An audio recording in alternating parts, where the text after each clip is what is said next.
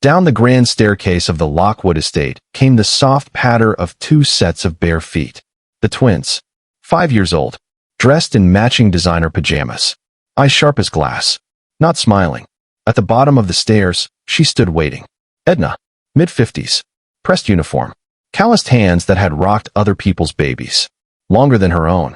No fear in her eyes, no fake grin either, just stillness, like a woman who'd already seen the storm and decided it wasn't going to scare her. The children stared, daring her to blink first. In the corner of the massive entryway, the butler quietly slipped away. The last nanny had run out the front door, crying, less than 12 hours ago. But Edna didn't move. One of the twins knocked over a crystal vase. It shattered. Water, flowers, glass, everywhere. Edna stepped forward, slow and steady, and picked up a single petal from the floor. She looked at it like it was something precious, then looked up, straight into the boy's eyes. "No child is born mean," she said, calm as a hymn. "Some just ain't been loved right. Yet." And in that moment, something shifted. Not in them. In her. Because this wasn't going to be just another job. Stay with us. This story is only just beginning. Before we dive into the story, make sure to like the video and subscribe to our channel Proud Stories for more stories like this one. The silence that followed Edna's words hung heavy in the grand foyer. The boy Carter blinked. His twin sister, Chloe, narrowed her eyes. The petals from the broken vase still floated on the floor like little flags of surrender, but neither child moved. Not to clean, not to speak. Footsteps echoed from the hallway. Sharp, purposeful. Then came her, Marissa Lockwood, mother of the twins, widowed, heiress. Cold as the stone columns framing the house, she never seemed to leave. A silk robe hugged her tall frame, and her coffee, perfectly black, steamed in her manicured hand. She didn't look at the glass on the floor. She didn't look at her children. She looked straight at Edna. "Well," she said with a smile that didn't reach her eyes, "you're still here." Edna nodded once. "Yes, ma'am. I suppose that's a start." She turned and walked off without another word. Behind her, a housekeeper scooted by with a broom and a glance full of pity. Another nodded toward the kitchen, mouthing silently, "They'll eat you alive." Edna didn't flinch. She just looked back at the children. "All right," she said softly. "Breakfast." The twins didn't move. So Edna turned and walked toward the kitchen herself, not asking again. She knew better than to plead with children who had never been told no. By noon, Chloe had locked herself in the bathroom and started throwing lipstick into the toilet. Carter stood on the kitchen counter, demanding avocado toast with the crusts off and the yolk not runny, in a voice louder than the blender. The chef quit by 2. And Edna stayed quiet, moving through the chaos with a strange, unbothered calm. "Why haven't you left?" The voice came from the second-floor balcony as Edna folded towels by the laundry room. It was Bryce, the estate manager, clean-shaven, always in a pressed polo, and always watching from the sidelines like he was waiting for someone to mess up. "They all leave," he continued, stepping down. "That's the cycle. Marissa hires them, the kids destroy them, and then I'm told to call the agency again. I've got the next one lined up already." Edna didn't look up, just kept folding. "I ain't the agency," she said. Bryce scoffed. "You're not a nanny either, you're the housemaid." Edna paused, looked up slowly. Title don't make the work less needed. Then she picked up the towels and walked past him. Later that night, after the children were finally in their rooms, still fully dressed, still shouting from opposite ends of the hall, Edna stood at the back door, staring out into the garden. The lights from the pool reflected off her glasses. This house had everything. And still, it was starving. She remembered her first day as a cleaner in a hospital. 17 years old. First paycheck went to groceries for her mama. She remembered when her own daughter, Tony, was 5, the same age as these twins, and how she would wake up crying because Edna was already gone to work. She'd missed years of birthdays, school concerts, Saturday pancakes, but she remembered something else too. The way Tony had hugged her, years later, as she crossed the stage at her college graduation. That kind of love, it didn't come from things. It came from showing up, again and again, even when nobody clapped for you. Especially then. The next morning, Edna showed up again. At 6 sharp, she was already in the kitchen with her sleeves rolled up. No chef, no fuss. Just eggs, toast, and slices of fresh peach arranged in 2 quiet plates. She didn't yell for the children. She didn't negotiate. She simply set the plates at the table and waited. They didn't come. At first. But hunger has its own clock. At 6:47, Chloe appeared, silent, hair still wild. She stared at the plate, then at Edna, like she was trying to find the trap. "Where's the iPad?" Chloe asked. Edna poured a glass of juice. "Tables for eating, not for screens." Carter entered, rubbing his eyes. He climbed into the chair, reached for the toast, then looked up. "Is the yolk runny?" Edna sat across from him, warm but steady. "Try it and tell me." By noon things got worse. Marissa called Edna into the study. Leather chairs. A fireplace no one used. "Let's be clear," Marissa said, legs crossed, voice clipped. "You were brought on to clean, not to parent, not to impose your philosophy on my children. Is that understood?" Edna stood tall, hands gently clasped. "Yes, ma'am. I do understand." She paused, then added, with care. "But I think maybe that's the problem. These kids got everything done for them, everything given to them, but no one's shown them how to be people." Marissa's expression didn't change, but her grip on her pen tightened. "You think I haven't tried? I think you're tired, ma'am. And I don't blame you." Marissa blinked. Just once. Like that sentence reached a place she didn't want it to. Edna gave a small nod, then turned to leave. By week's end, the twins had stopped screaming every morning. They still tested Edna. Of course they did. But something was different. Edna didn't punish. She didn't shout. She just stayed, present, firm, and full of grace. She showed them how to fold a towel. She taught Chloe how to mix pancake batter without spilling it everywhere. She sat beside Carter as he tried to tie his shoes, even though it took 20 minutes. The other staff whispered, some in disbelief, some in quiet hope. Bryce watched from a distance, arms crossed, no longer smirking. And Marissa? She watched, too, from behind glass windows, pretending not to. At night, when the house fell quiet, Edna sat alone with a cup of tea. Her feet sore, her spirit tired. But her heart had started to feel something again. Not pride, not success, purpose. Real, hard-earned, ordinary purpose. And it was only just beginning. It started with a scream. High-pitched. From upstairs. Edna dropped the laundry basket without thinking and climbed the stairs two at a time. Her knees protesting each step. Chloe's voice rang down the hall. Sharp and panicked. Edna burst through the bedroom door. Chloe was crouched beside Carter, who lay twisted on the floor near the corner of his bed. His foot was caught at a strange angle, swollen already, the skin darkening. He whimpered, tears streaking down his face. He fell. Chloe sobbed, her voice shaking. He tried to jump like Spider-Man, and he just fell. Edna dropped to her knees, calm, steady. Okay, baby, she whispered, brushing Carter's damp hair back. Okay, I'm right here. Chloe clung to Edna's arm, shaking. Should I call someone? Bryce shouted from the hallway. Edna didn't answer. She was already checking for broken bones. She'd seen worse in years of work, in hospital rooms, nursing homes, and underpaid daycares where kids had no one but overworked aides and cleaning staff to catch them when they fell. Chloe, get me ice from the kitchen, Edna said gently. 2 towels. And a bowl.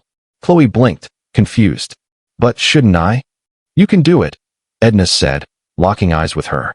You know how. The little girl hesitated, then nodded and ran. Edna turned back to Carter. Sweetheart, I need you to breathe with me. Real slow. Like this. He tried. Shaky at first. Then steadier. Bryce stepped into the room, phone in hand. I'm calling an ambulance. Edna looked up. Do it. Tell them it's likely a sprain or a break at the ankle. No head trauma. He's alert. Pulse is strong. Bryce blinked, startled. You? How do you know that? I've cleaned more hospital rooms than you've walked through hallways. Edna said quietly. And I watched every chart. Bryce stared at her, something shifting behind his eyes. Respect. Maybe even guilt. Chloe returned, arms full. Edna wrapped Carter's foot, iced it, and held him close as the ambulance sirens finally neared. Marissa arrived 20 minutes later. Hair perfect. Heels sharp. Anger hotter than the August sun outside. What happened? She demanded, storming through the door. Chloe ran to her. He fell, Mommy. But Edna. Edna helped. She knew what to do. Marissa turned to Edna, fire in her eyes. You were supposed to watch them. I did, Edna said evenly. And I stayed calm so they didn't panic.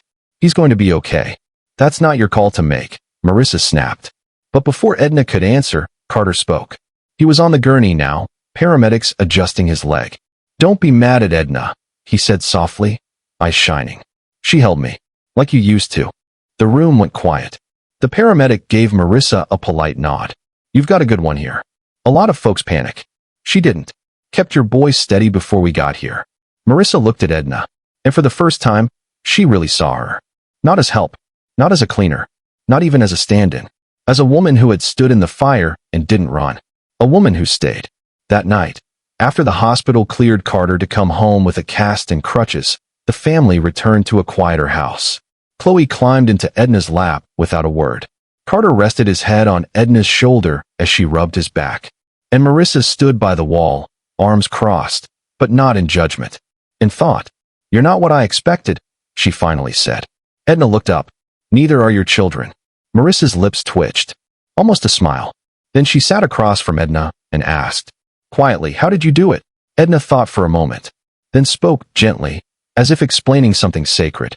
"Every child throws their heart at the world, hoping someone will catch it. If no one ever does, they stop throwing. Your babies, they've been holding it in." Silence. Then, "And you?" Marissa asked. "What made you stay?" Edna looked at Carter and Chloe, now asleep in her arms. "I've spent my life cleaning up other people's messes. Floors. Feelings. Families. But I stayed this time, because I saw something in them that reminded me of the little girl I left behind to work 2 jobs. And I promised myself, if I ever had the chance to love a child that needed it, I wouldn't walk away again." Marissa swallowed hard. She stood, slowly, then walked over to Edna and knelt beside her children. Her hand reached out, hesitating, before brushing a curl off Chloe's cheek. "They don't let anyone touch them," Edna whispered. "They let you," Marissa said. And for the first time in years, the mother of the house stayed there, on the floor, with her children, and the woman who had brought their hearts back to life. The next morning, the house felt different. Not quieter, not louder, just softer. In the kitchen, the staff moved a little slower. Not because they were tired, but because they were watching. Watching Edna pour orange juice into glasses while Chloe sat at the island, her legs swinging and her voice calm. Watching Carter, one foot in a bright blue cast, spoon cereal from a bowl, and crack a joke that actually made the gardener laugh. Even Bryce didn't hover like he used to. He stepped inside, nodded once at Edna, then leaned against the doorframe with his arms folded, not guarded, just listening. At 7:15, Marissa entered the kitchen. No robe, no heels, a simple gray sweater, her hair pulled back in a low ponytail. She looked like a woman who had finally stepped down from a pedestal and touched the floor. "Morning," she said, clearing her throat like it was a new language. Chloe waved. Carter grinned. Edna glanced up from the stove. "Mornin', ma'am." Marissa took a breath, walked to the table, then slowly, almost cautiously, pulled out a chair. She sat. The children didn't react, as if they had expected her there all along. Bryce raised an eyebrow. Marissa noticed, and for the first time in a long while, she smiled, not with her mouth, but with her eyes. "I'd like coffee, if you're making any," she said to Edna, voice even. Edna nodded once, handed her a warm mug without a word. No need for fuss. The moment wasn't grand. It was real, and that made it powerful. Later that day, as Edna folded fresh linens in the laundry room, a knock tapped gently on the doorframe. It was Marissa, holding a photo album. She didn't speak right away, just stepped in and held it out. Edna dried her hands on her apron, took the book, and opened it slowly. Inside, pictures of the twins. As babies. With their father. "I don't look at them much," Marissa said quietly. "Sometimes it hurts too much to remember." Edna turned a page. A picture of Carter, no older than 2, reaching for the camera with both hands. Another of Chloe asleep on her father's chest. "I used to be softer," Marissa whispered. "Before." Edna closed the album gently, then handed it back. Her eyes steady, kind. "Grief don't make you hard, but it makes you tired. And when you're tired long enough, love starts feeling like work." Marissa blinked, looking down. "I didn't think anyone saw that," she said. "I did," Edna said. "That's why I stayed." By Thursday, the house staff had stopped calling her the maid. They called her Miss Edna now. And when one of the younger cleaners came into the kitchen looking rattled after a call from her son's school, Edna handed her a tissue, sat her down, and made space for her tears. "How'd you know?" the girl asked. How do you know I needed to breathe before I broke? Edna just smiled. Because I've been there, baby. That's all. Even Bryce softened. On Friday morning, as Edna stepped outside to clip fresh herbs from the garden for lunch, he followed behind, hands awkward in his pockets. I don't say this kind of thing often, he said, clearing his throat. But I judged you. Thought you were just another temp trying to prove something. Edna didn't respond right away. She just plucked a sprig of rosemary, brushed the dirt off it, and placed it gently in her basket. I wasn't trying to prove anything, she finally said. Just trying not to give up on folks the way folks gave up on me. Bryce looked down at the ground, then back at her. You ever think about staying on officially? He asked. Not just as staff, but as part of the team. With real authority. Saying how the kids are raised. Training new hires. Helping run the house. Edna chuckled. You offering me a promotion, Mr. Bryce? He grinned. I'm asking for your help. Edna gave him a nod. We'll see. That night, after the twins were tucked in and the house was wrapped in golden light, Marissa walked out to the back porch, where Edna sat with her tea and a folded blanket over her knees. She didn't speak for a long time, just sat beside her. Two mothers. One learning how to love again. One who never stopped. I was wrong about you, Marissa said quietly. Edna looked out over the yard. I get that a lot. No, Marissa said. I mean it. I thought strength looked like control, command, power.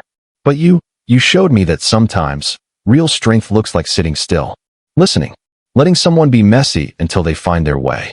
Edna glanced sideways, her eyes soft. Messy don't scare me, she said. I come from it. Marissa nodded slowly, then added, barely above a whisper, I'm glad you stayed. Edna took a sip of her tea. Me too. Nothing flashy followed. No articles written. No medals pinned. Just small things. Chloe started drawing again. Carter asked to help in the kitchen. The butler began humming when he walked through the halls. And every morning, without fail, Marissa sat at the table for breakfast. Not perfect, but present. And Edna? She kept folding towels, washing dishes, cutting peaches into slices. But now, they called her name with care. Now, when she entered a room, people paused, not to correct her, but to listen, because they finally understood. The quietest person in the room had taught them how to hold one another again. And that's what family feels like when it's healing. The sun rose slower these days at the Lockwood estate. Or maybe, for the first time, someone had simply noticed it. Edna stood in the garden with her hands in the dirt. Not rushing, not multitasking, just planting. Marissa had ordered the boxes herself. Fresh soil, herbs, strawberries. Something real, she had said. It had been 3 months since the fall. 3 months since Carter jumped, and Edna caught more than just a boy in pain. She'd caught a family mid-collapse and helped it stand again. Now the garden was just part of the new routine. Everything had changed, but nothing was flashy. The staff no longer whispered warnings behind closed doors. They asked Edna questions now. How to calm a child, how to build a routine, how to speak so someone feels heard.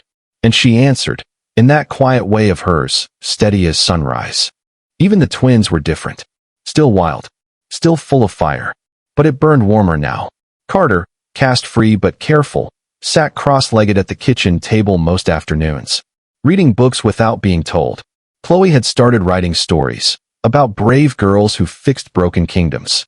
Sometimes they read them to Edna while she folded laundry. Sometimes Marissa listened, too. One Tuesday morning, Marissa called Edna into the study. Only this time, she didn't sit behind the desk. She moved aside and offered Edna the chair. There was a folder on the table. Inside, a contract. Director of Home and Family Development. The page read. Edna raised an eyebrow. Is that a real title or one you made up? Marissa smiled. A little of both. Edna looked at her, waiting. I've been thinking, Marissa began, folding her hands. There are too many kids like mine. Kids who get everything except what they really need. And too many women like you, who have the wisdom to give it, but are never given the place to. Edna said nothing. She didn't need to yet. I want to restructure the house. The staff. The way this family operates. Marissa continued. And I want you to lead it. Train the nannies. Mentor the mothers who are too tired to admit they're lost. Show us how to love better. Edna ran her hand over the folder. The paper thick. The ink fresh. But what mattered most wasn't printed. It was earned. She didn't smile wide. Didn't cry. Just nodded once. I'll do it, she said. If we do it right. Marissa leaned back, shoulders loosening. Then we do it right. By fall, the house had changed in ways no visitor could name. But everyone could feel. Chores weren't punishments. They were part of rhythm. Screen time had limits. But hugs didn't.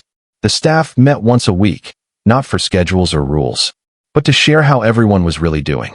And Edna sat at the head of that table. Chloe started asking if she could help with dinner. Carter planted flowers out back and said he wanted to be the kind of man who listens like Miss Edna. Even Bryce joined the meetings now. And once, he brought banana bread. One afternoon, as golden leaves fell in slow spirals across the lawn, Edna walked to the backyard where Chloe was setting up a picnic for her dolls. The little girl looked up. Miss Edna, do you think grown-ups know everything? Edna sat on the blanket beside her. No, baby. I think grown-ups are just kids who kept learning. Chloe nodded seriously. Good. 'Cause I still want to learn. Edna smiled. Me too. A breeze passed gently through the trees. Not a sound from the house. No shouting. No breaking. No panic. Just the sound of wind and healing. That evening, as the sky faded pink, Edna stood by the kitchen window watching the twins chase each other across the grass. Marissa stood beside her, holding 2 mugs of tea. I didn't know how empty this place had gotten, Marissa said quietly. Edna glanced over.